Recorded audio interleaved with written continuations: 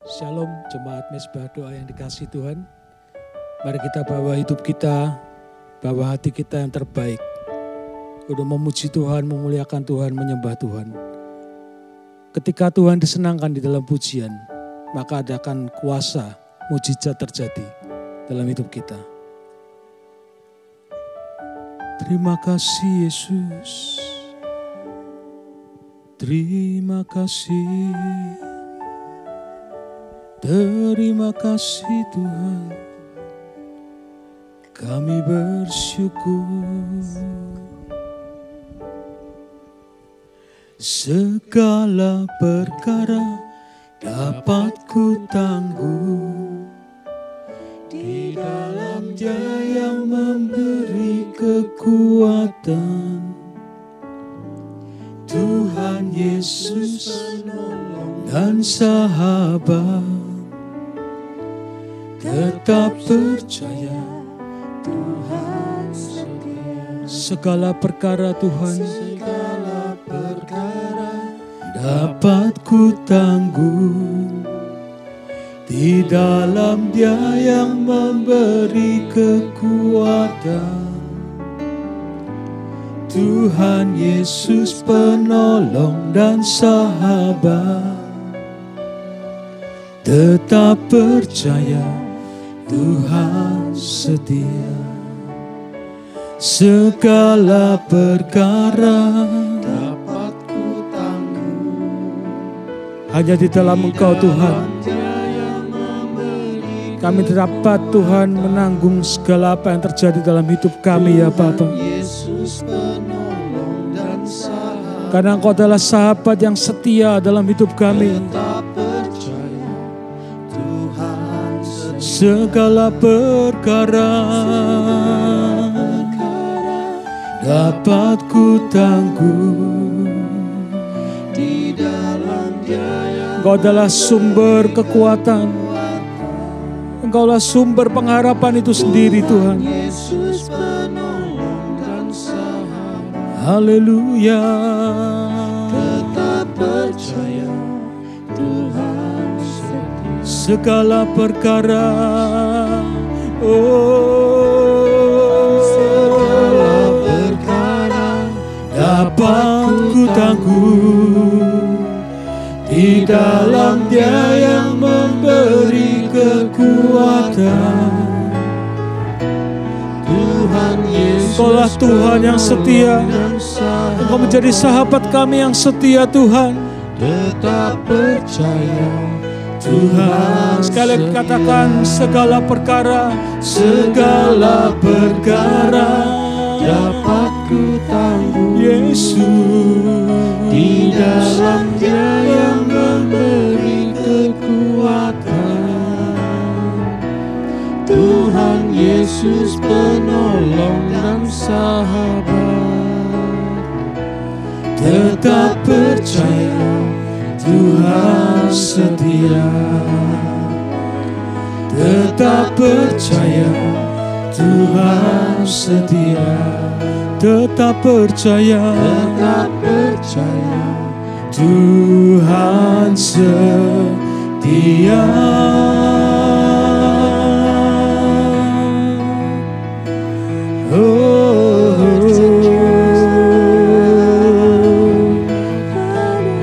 Tetap percaya Tuhan, kami percaya, kami percaya Tuhan.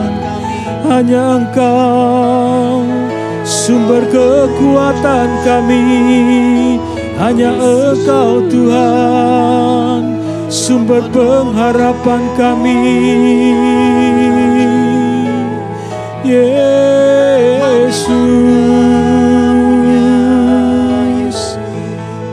tiada satu perkara pun Tuhan yang dapat kami tanggung selain di dalam Engkau ya Bapa. Karena semuanya Tuhan dapat kami tanggung di dalam Engkau ya Tuhan. Haleluya.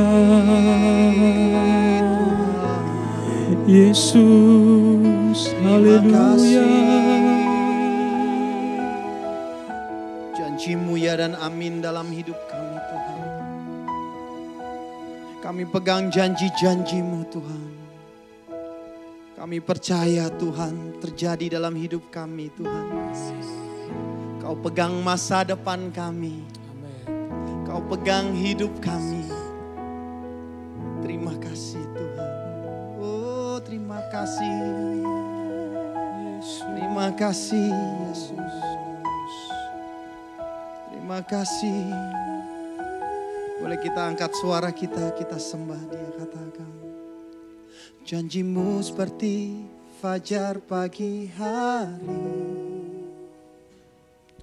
yang tiada pernah terlambat bersinar.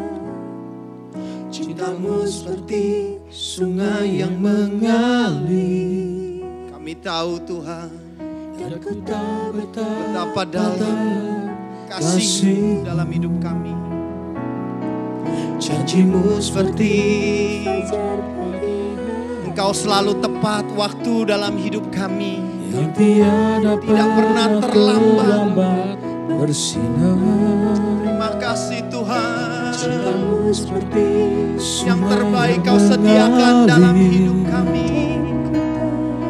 Dan ku tahu betapa dalam kasih-Mu. Sekali lagi, janji-Mu seperti fajar pagi hari, oh, yang tiada pernah terlambat. Kami pegang janji-Mu. Cinta-Mu seperti Yesus, Yesus. dan ku tahu betapa dalam kasih-Mu. Boleh katakan, janji-Mu seperti fajar pagi hari, yang tiada pernah terlambat bersinar. Cinta-Mu seperti tidak pernah sungai yang habis dalam hidup kami. Dan ku tahu betapa dalam kasih-Mu. Kami angkat pujian kami Tuhan. Haleluya. Janji-Mu seperti fajar pagi hari, Kuatkan iman kami Tuhan. yang tiada pernah Kuatkan iman kami. terlambat Kami pegang janji-janji-Mu Tuhan. Cinta-Mu seperti sungai yang mengalir, dan ku tahu betapa dalam kasih-Mu. Sekali lagi katakan, Janji-Mu seperti fajar pagi hari, thank you Lord. yang tiada Terima pernah kasih terlambat untuk bersinar. penyertaan-Mu Tuhan. Cinta-Mu seperti sungai yang mengalir, Kami tahu. dan ku tahu betapa dalam kasih-Mu. Terima kasih. Dan ku tahu betapa dalam kasih-Mu. Dan ku tahu betapa dalam kasih-Mu. Oh kasih-Mu, kasih-Mu Tuhan. Seperti sungai yang tidak pernah habis dalam hidup kami.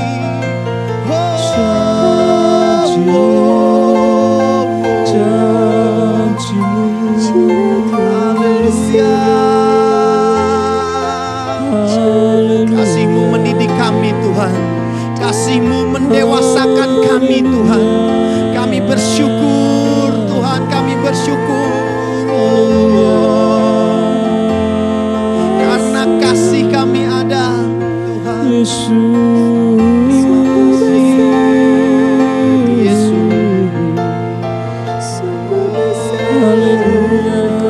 Terima kasih. Kuasa-Mu sempurna, Yesus. sempurna. Kuasa-Mu sempurna dalam hidup kami. Engkau Allah Immanuel yang menyertai kami Tuhan. Kami tidak takut berjalan sendirian Tuhan Yesus. Engkau yang bersama-sama dengan kami Tuhan Yesus. Sampai kepada akhir zaman Tuhan Yesus. Haleluya. Siralaya. Terima kasih Tuhan. Kau kuatkan aku bertahan. Kau harapan dalam kesesakan. Kau buktikan kesetiaanmu Tuhan. Engkau Allah Immanuel. Kau kuatkan aku bertahan. Kau harapan dalam kesesakan kami. Oh Jesus, kau buktikan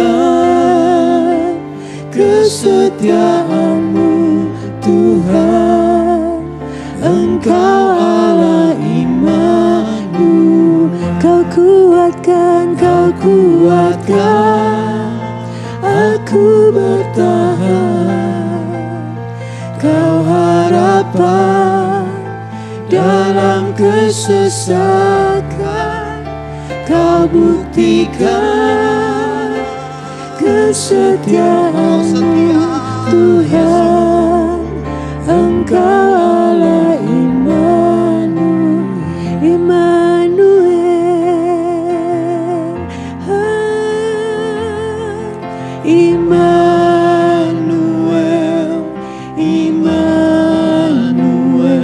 Ya Tuhan,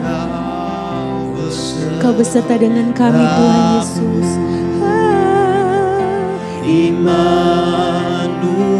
Kau Allah Immanuel. Engkau tidak pernah meninggalkan kami sendirian. Immanuel,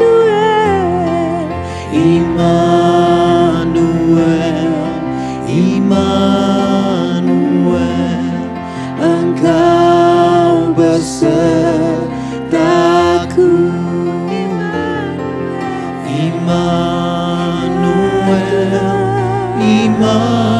Immanuel, Engkau Allah besertaku. Immanuel, Jangan takut sebab Tuhan beserta dengan kita. Jangan gentar. Andalkan Tuhan, Dia Allah Immanuel. Haleluya. Immanuel,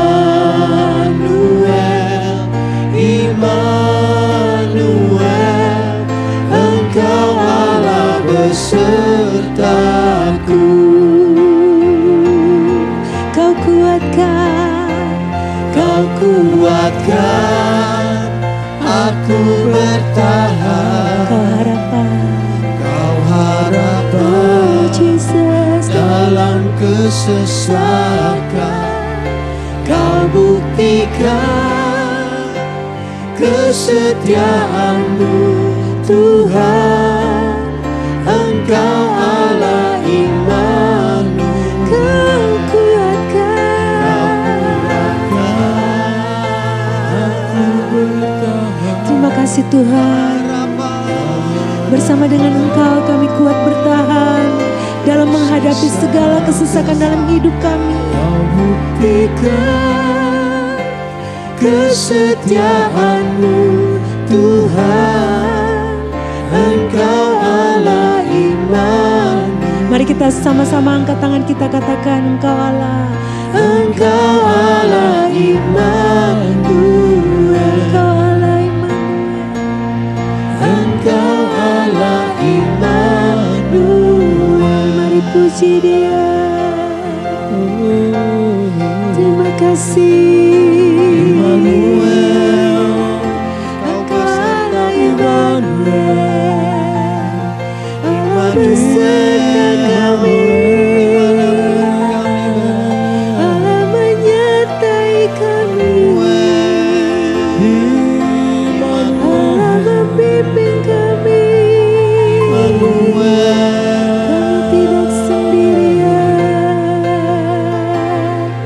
Dimanapun dan kemanapun kami pergi, kami percaya Engkau Allah Immanuel. Engkau yang bersama-sama dengan kami. Kami tidak takut bahaya Tuhan, sebab Engkau Allah Immanuel.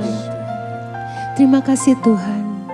Kami kembalikan segala pujian dan ucapan syukur, doa kami, penyembahan kami ke hadapan hadirat-Mu Tuhan Yesus. Di dalam nama Tuhan Yesus Kristus kami telah berdoa. Haleluya. Amin. Iya, shalom saudara. Ya, berjumpa lagi di Mesbah Doa pada hari ini. Ya, masih dari Philadelphia, saya di Amerika Serikat. Ya, kita akan sama-sama mendengarkan kesaksian. Ya, sebelum kita mendengarkan firman Tuhan, saya akan bacakan satu kesaksian. Selamat malam buat yang ada di Indonesia. Selamat pagi buat yang ada di Amerika. Saya ingin bacakan satu kesaksian sebelum kita lanjutkan firman Tuhan. Ibu, saya mau bersaksi, saya pengikut setia Mesbah Doa dari tahun 2020. Oh, haleluya. Saya tahu karena diberikan oleh teman saya, channel YouTube Ibu dikirim kepada saya. Saya sangat dikuatkan dengan khotbah-khotbah Ibu, amin. Ya, makanya saudara terus bagikan channel ini supaya banyak orang dikuatkan ya. 4 tahun yang lalu suami saya memutuskan untuk pensiun dari pekerjaannya. Dia padahal sudah bekerja selama 23 tahun di perusahaan tersebut. Tapi suami berencana ingin berbisnis sendiri. Kami mulai mencoba untuk berbisnis dan tidak ada yang berhasil, Bu. Akhirnya sebagian uang pesangon suami habis setelah 3 tahun mencoba membuka berbagai usaha. Padahal kami masih harus membiayai sekolah kedua anak kami. Kami kebingungan harus bagaimana, semua usaha sudah dicoba. Saat kami mulai menyerah, kami berdua berlutut di bawah kaki Tuhan, meminta pertolongan dan mulai membangun Mesbah Doa. Akhir tahun 2020 Tuhan menjawab doa kami. Seorang teman lama yang tidak pernah kontak tiba-tiba mengajak suami untuk melamar pekerjaan di sebuah perusahaan besar. Dan suami menurut. Setelah interview, akhirnya suami saya diterima bekerja dengan gaji yang lebih besar dari perusahaan yang lama. Tapi perusahaan ini berada di luar pulau, Bu. Ya, karena kepepet untuk kebutuhan dan biaya sekolah anak-anak, akhirnya suami bersedia. Dan kami pun pindah ke luar pulau dan jauh dari keluarga kami. Tapi di sini kami diberikan fasilitas yang bagus, Bu. Dan akhir bulan Juli 2021 suami mengalami flu dan mulai meriang ya. 4 hari diobati dan tidak sembuh, akhirnya tes PCR ya, dan hasilnya keluar besoknya. Malam itu saya mengajak suami berdoa dan kami tergerak untuk perjamuan kudus seperti kesaksian Ibu Debbie. Di rumah hanya ada biskuit dan madu, Bu. Ya, maaf kalau saya salah karena di rumah hanya ada itu. Saya pegang kata-kata Ibu Debbie, yang penting adalah dalam perjamuan kudus itu adalah iman kita. Kami imani tubuh dan darah Yesus sudah menyembuhkan. Setelah perjamuan kami berdoa lagi dan ada suara di hati saya di mana Tuhan berkata, besok Tuhan akan buat mujizat. Saya katakan pada suami, besok Tuhan akan buat mujizat. Seandainya hasil PCR-mu keluar positif, ya itu kan diambil sampelnya hari ini. Jadi apapun hasil PCR, Tuhan sudah buat mujizat dan kamu sudah disembuhkan.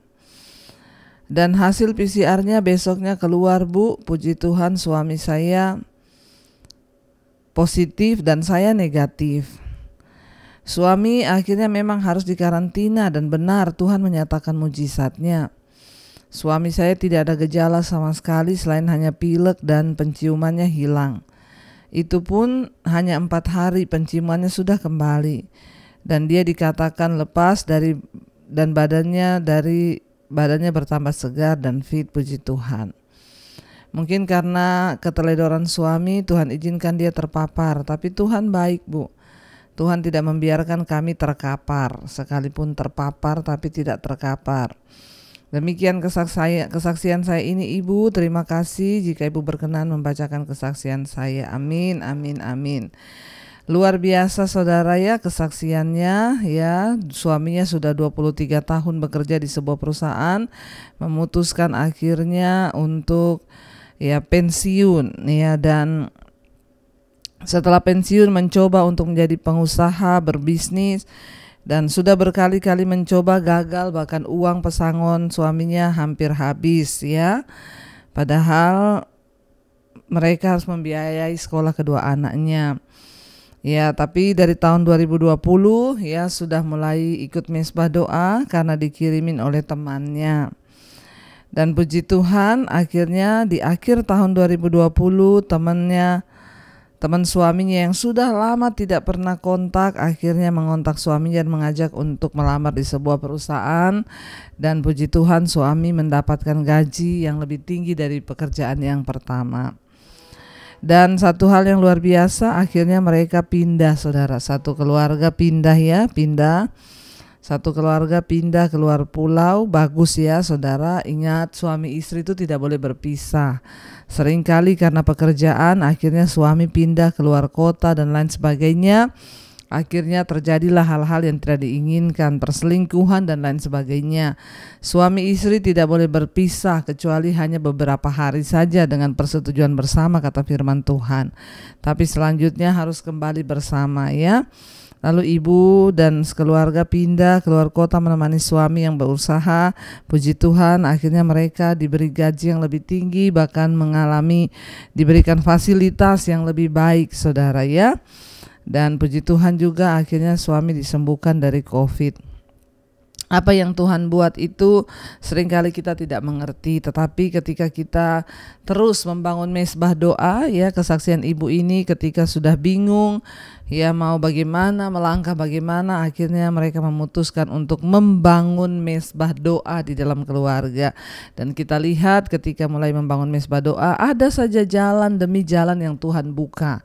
Seringkali kita tidak mengerti, seringkali kita tidak memahami, tapi intinya yang saya tangkap di sini adalah ketika kita suami, istri, anak-anak bersepakat mencari Tuhan, membangun mesbah doa saudara, menempatkan Tuhan pada posisi yang terutama di hidup kita, maka Tuhan sanggup melakukan perkara yang ajaib. Lalu ya mereka boleh menemukan kembali pekerjaan suaminya dan bahkan gajinya lebih besar dari yang sebelumnya.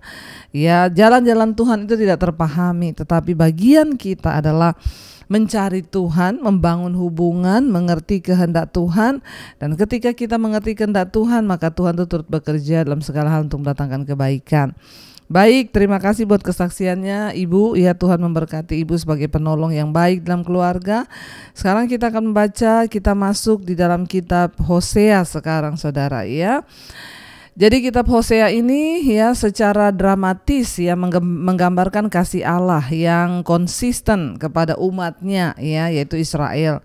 Dan tiada henti-hentinya ketika Allah ya menyatakan kasihnya, dia juga konsisten dan Tuhan menyatakan juga kasihnya kepada bangsa ini.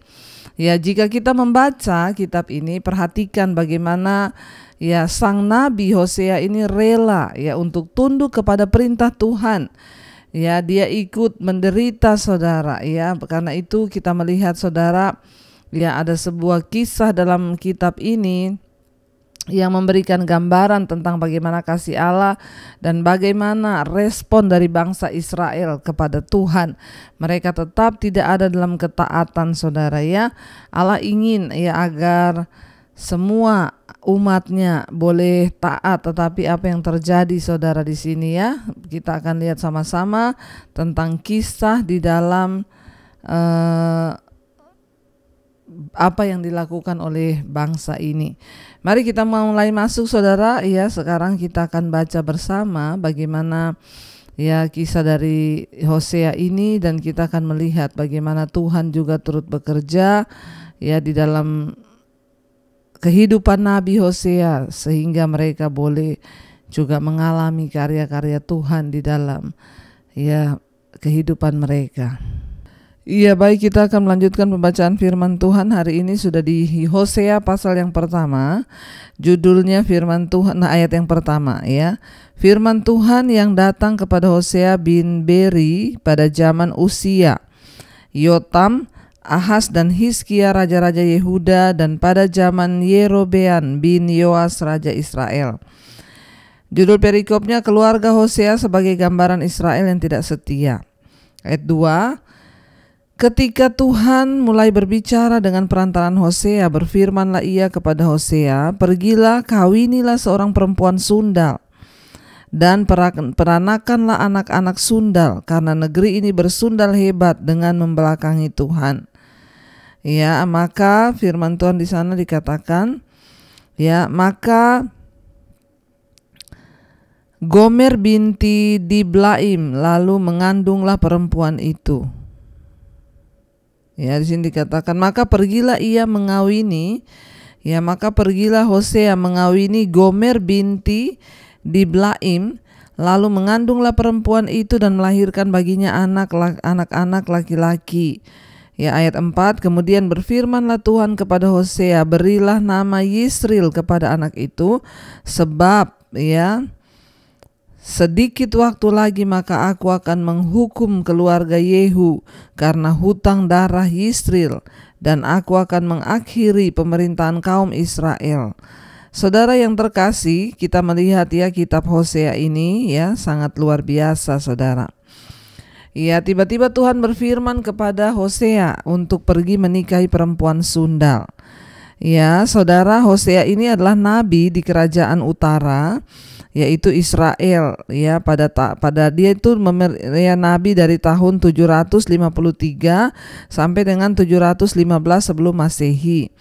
Di bawah pemerintahan Yerobeam II, ya, kerajaan utara menjadi makmur secara materi tetapi rusak secara rohani. Memang secara materi mereka makmur, tetapi secara rohani mereka ya rusak, saudara. Bangsa ini menjadi tamak dan mengikuti ya perilaku moral serta agama penyembahan berhala dan orang-orang Kanaan yang ada di sekitarnya. Ya, justru ketika mereka diberkati makmur, ya malah mereka meninggalkan Tuhan, mengikuti ajaran agama orang-orang Kanaan yang ada di sekitar mereka.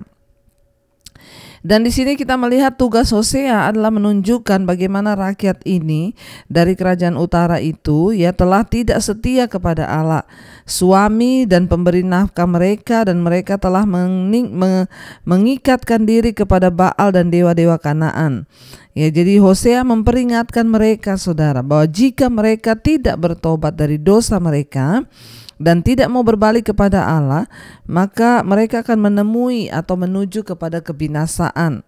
Ya, Hosea berbicara mengenai sifat-sifat Allah, yaitu Allah itu penuh kasih, keadilan, ya, dan ya Hosea mau agar bangsa ini mengenal sifat-sifat Allah itu, ya, dan bagaimana pengalaman praktis mereka tentang hal-hal tersebut seharusnya mempengaruhi hidup mereka dan membuat mereka kembali kepada Allah. Tetapi sayangnya bangsa ini memilih untuk terus hidup di dalam dosa, meninggalkan Tuhan, dan akhirnya mereka dijatuhi penghukuman, saudara. Ya, lalu datanglah firman Tuhan kepada Hosea dan Tuhan menyuruh dia pergi untuk menikah dengan perempuan sundal. Ya, saudara, ya apakah Allah itu benar-benar ya memerintahkan nabinya untuk mengawini seorang perempuan sundal? Kalau kita melihat di sini kok agak aneh, saudara, perintah Tuhan ini ya. Sebagian orang yang akan merasa sulit untuk percaya bahwa Tuhan dapat memberi perintah semacam itu. Karena kalau kita melihat cerita ini sebagai sebuah ilustrasi, saudara, sebenarnya bukan suatu peristiwa sejarah. Akan tetapi banyak orang berpendapat bahwa cerita ini bersifat historis dan memberikan salah satu penjelasan berikut ini. Kenapa Tuhan menyuruh Nabi Hosea menikah dengan seorang perempuan sundal atau seorang pelacur, saudara, ya? Sebagian orang bertanya apakah betul Tuhan itu menyuruh nabinya menikah dengan pelacur. Tetapi Tuhan memberikan sebuah gambaran di sini. Seperti itulah keadaan bangsa ini sekarang, ya. Di situ dikatakan ya bersifat histori dan memberikan banyak penjelasan. Di antaranya yang pertama, ya, menurut hukum Allah seorang imam itu tidak dapat mengawini seorang pelacur atau seorang perempuan yang sudah bercerai. Akan tetapi Hosea bukanlah seorang imam. Ya, jadi di sini kelihatannya ya bertentangan dengan hukum Tuhan. Ya, di dulu itu peraturannya imam itu tidak boleh menikah dengan pelacur atau dengan seorang yang sudah pernah menikah. Tetapi kan Hosea ini bukan imam, saudara. Dia adalah nabi dan dia harus mentaati perintah Tuhan. Tuhan menyuruh dia untuk melakukan itu karena ada maksud dan rencana Tuhan. Ya, yang kedua, saudara, bisa saja bahwa Gomer ini bukan seorang perempuan sundal ketika Hosea mengawininya, dan bahwa Allah membiarkan Hosea mengetahui bahwa nantinya Gomer akan bersinah dan menjadi perempuan sundal. Namun bagaimanapun juga Hosea ini mengetahui sebelumnya bahwa istrinya akan tidak setia dan bahwa kehidupan perkawinan mereka akan menjadi pelajaran berharga. Ya, dan pelajaran yang sangat-sangat hidup ya bagi kerajaan utara yang suka bersinah. Perkawinan Hosea dengan perempuan yang tidak setia akan menggambarkan hubungan Allah dengan bangsa yang tidak setia. Tuhan menyuruh agar Hosea menikah dengan seorang pelacur dan kemudian ya perempuan itu mengkhianati, dan Tuhan memberikan gambaran seperti itulah ya kisah dari bangsa ini yang tidak mau setia kepada Tuhan. Memang sulit, saudara, membayangkan perasaan Nabi Hosea ketika Allah menyuruhnya mengawini seorang perempuan sundal yang pasti dan sudah dinubuatkan tidak akan setia kepada dia. Tidak mudah, saudara, ya. Tetapi Hosea membuktikan ketaatannya kepada perintah Tuhan. Apa yang Tuhan mau ya sudah dia menjalankan. Sekalipun itu tidak mudah, saudara, ya. Ya mungkin dia tidak ingin melakukan hal itu ya, tetapi dia hanya taat pada Tuhan. Ya mungkin nabi ini enggak mau. Seringkali dalam mengikut Tuhan itu ya kita harus mengabaikan keinginan kita secara pribadi. Ada hal-hal yang mungkin kita tidak mau tapi Tuhan perintahkan. Ya, ini memberi sebuah contoh ketaatan mutlak, saudara. Ya, dari seorang nabi di mana Tuhan punya kepentingan di dalam peristiwa ini. Nanti kita akan lihat, saudara, ya. Tetapi Hosea taat melakukan itu. Ya, Allah sering meminta ketaatan yang luar biasa daripada hamba-hamba nabinya, anak-anaknya, ya, yang sedang menghadapi masa-masa yang sulit yang luar biasa. Ya, mungkin Allah meminta kita untuk melakukan sesuatu yang sukar dan di luar keinginan kita, saudara, ya. Tetapi ya bagaimana respon kita kepada Tuhan, ya, untuk mentaati Dia dengan percaya bahwa Dia yang mengetahui segala sesuatu, Dia mempunyai maksud khusus dari permintaannya itu. Akan sanggupkah Anda menerima fakta bahwa penderitaan yang terkandung dalam ketaatan itu akan bermanfaat bagi banyak orang? Ya, saat kita melayani Tuhan, kita bukan lagi melayani diri kita sendiri, tapi kita benar-benar menyerahkan seluruh hidup kita pada Tuhan. Tidak mudah ketika melayani Tuhan itu harus mematikan keinginan diri, keinginan daging, sekalipun saya tidak mau. Tapi kalau Tuhan menyuruh, ya saya harus melakukan dalam banyak hal, saudara. Mungkin hari-hari ini ada sesuatu yang Tuhan suruh kepada saudara, saudara merasa aduh saya itu tidak mau sebenarnya melakukan itu, tapi Tuhan suruh, mari kita taat. Itu adalah bukti ketaatan kita kepada Tuhan, ya. Dan kita melihat di sini, saudara, ya, dari pasal 4 bisa dikatakan, ya, kemudian berfirmanlah Tuhan kepada Hosea, berilah nama Yisril kepada anak itu, sebab sedikit waktu lagi maka aku akan menghukum keluarga Yehu karena hutang darah Yisril, dan aku akan mengakhiri pemerintahan kaum Israel. Ya, saudara, ya, Elia sudah pernah bernubuat bahwa keluarga Raja Ahab dari Israel akan binasa karena kejahatan mereka. Tetapi Yehu melangkah terlalu jauh dalam melaksanakan pemerintahan Allah. Ya, karena itu keturunan Yehu juga akan dihukum di lembah Yisril, tempat yang sama di mana ia melaksanakan pembunuhan massal atas keluarga Ahab.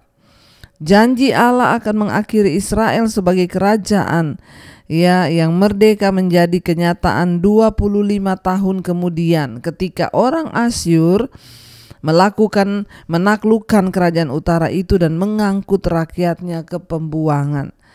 Apa yang tertulis, saudara, semuanya digenapi, saudara, ya. Lalu kita lihat ayat yang kelima tadi di sana dikatakan, maka pada waktu itu aku mematahkan busur panah Israel di lembah Yisril, kata Tuhan ya. Ayat 6, perempuan itu mengandung lagi dan melahirkan seorang anak perempuan. Berfirmanlah Tuhan kepada Hosea, berilah nama Lo-Rahama kepada anak itu, sebab aku tidak akan menyayangi lagi kaum Israel dan sama sekali tidak akan mengampuni mereka. Ya, saudara, Tuhan itu terus berfirman lewat nabi-nabinya untuk mengingatkan bangsa ini, tapi bangsa ini tidak mau bertobat. Lalu Hosea melahirkan anak perempuan dari istrinya yang pelacur ini, dan Tuhan menyuruh dia memberi nama Lo-Ruhama. Ya, dan Tuhan berkata, ini adalah sebuah tanda bahwa aku tidak akan lagi menyayangi umatku. Ayat yang ketujuh, ya, tetapi aku akan menyayangi kaum Yehuda dan menyelamatkan mereka demi Tuhan Allah mereka, kata firman Tuhan ya. Jadi saudara, ya, dalam kita melihat di dalam Hosea ini ya, ayat 3, kita membaca bahwa Gomer itu melahirkan seorang anak laki-laki bagi Hosea. Ya, dan akhirnya Gomer melahirkan juga anak perempuan ya, dan Allah menyebut anak itu anakmu ya, yang menunjuk kepada Hosea dari Alkitab ya. Sekalipun demikian ya, dalam Hosea 1 ayat 8 nanti kita akan baca, di sana dikatakan bahwa Gomer melahirkan seorang anak laki-laki kedua, tetapi tidak ada indikasi bahwa Hosea adalah ayahnya. Kunci dari bagian ini terdapat pada nama-nama yang dipilih Allah untuk anak-anak tersebut, yang menunjukkan reaksinya terhadap ketidaksetiaan Israel. Reaksi Allah terhadap ketidaksetiaan tidak berbeda sekarang ini juga. Dia menghendaki pengabdian umatnya itu secara utuh kepada Dia. Ya, jadi kita melihat di sini saudara, ya, ayat yang ke-8 di sana dikatakan, ayat yang ke-6 tadi, lalu ya, dia melahirkan anak perempuan. Ya, dan akhirnya Tuhan menyuruh dia memberi nama kepada anak itu Lo-Ruhama, yang menyatakan bahwa Tuhan tidak akan lagi mengasihi bangsa itu, saudara. Ya, lalu kita lihat ayat yang berikutnya, yaitu ayat yang ke-7, tetapi aku akan menyayangi kaum Yehuda dan menyelamatkan mereka demi Tuhan Allah mereka. Aku akan menyelamatkan mereka bukan dengan panah atau pedang. Ya, Tuhan berkata, dengan alat perang atau dengan kuda dan orang-orang berkuda. Ayat 8. Sesudah menyapih Lo-Ruhama, mengandunglah perempuan itu lagi dan melahirkan seorang anak laki-laki. Lalu berfirmanlah ia, berilah nama Lo-Ami kepada anak itu, sebab kamu ini bukanlah umatku dan aku ini bukanlah Allahmu. Ya, saudara, Tuhan berfirman ya, beri lagi nama kepada anak yang ketiga ini Lo-Ami. Ya, dan di situ Tuhan berkata ya, bahwa aku ini bukan lagi anakmu ya, dan kamu itu bukan lagi ya umatku.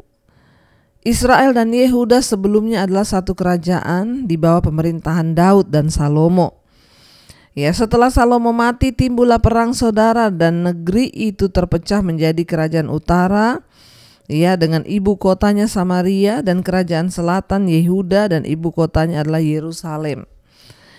Walaupun Hosea berbicara terutama kepada kerajaan utara, kepeduliannya sama seperti kepedulian Allah. Ya, adalah bagi keseluruhan bangsa Israel, termasuk orang-orang dari kerajaan Yehuda. Ya, tetapi seperti yang dinubuatkan Hosea, Allah menolong Yehuda karena Yehuda mempunyai beberapa raja yang menghormati dia. Tidak lama setelah menaklukkan Israel, Raja Asyur ya Sanherib menyerbu Yehuda dan mengepung Yerusalem. Sanherib diusir oleh campur tangan yang dramatis dan penuh dengan kuasa dari seorang malaikat. Saudara, kita melihat di sini Tuhan berkata ya, dia melahirkan ya anak lagi, dan Tuhan menyuruh dia memberikan nama Lo-Ami kepada anak itu, sebab Ya, Tuhan berkata, kamu bukan lagi umatku, ya, dan aku bukan lagi Allahmu. Ya, dan di sini Tuhan berjanji, tetapi kerajaan Yehuda itu akan tetap disertai. Kenapa? Karena ada raja-rajanya yang masih tunduk dan menghormati kebenaran firman Tuhan. Ya, saudara, kalau kita melihat di sini ya bagaimana Allah itu berfirman bahwa Dia sendirilah yang akan menyelamatkan bangsa Yehuda dari musuh-musuh mereka, bahkan tanpa bantuan senjata atau tentara atau kuda atau apapun, tetapi hanya tangan Tuhan lah. Jadi walaupun Allah meminta kita untuk melakukan bagian kita, kita hendaknya mengingat bahwa Dia tidak dibatasi oleh usaha manusia. Allah sering memilih untuk bekerja melalui manusia, tetapi hanya